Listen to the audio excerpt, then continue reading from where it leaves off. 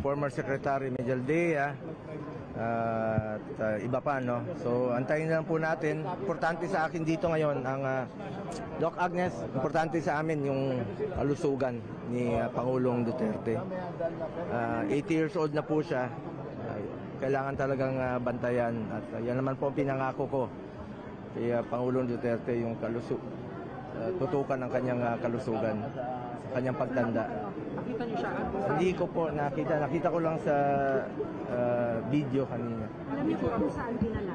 Hindi pa namin alam. Yun po ang aalamin pa namin ngayon at hahanapin namin. And of course, sumusunod naman sa batas si Pangulong Duterte. He is 80 years old na po. 80 years old na po para sa bayan. Surprise ba kayo, sir, dito sa arrest na ginawa ng PNP upon arrival? In-expect na po natin.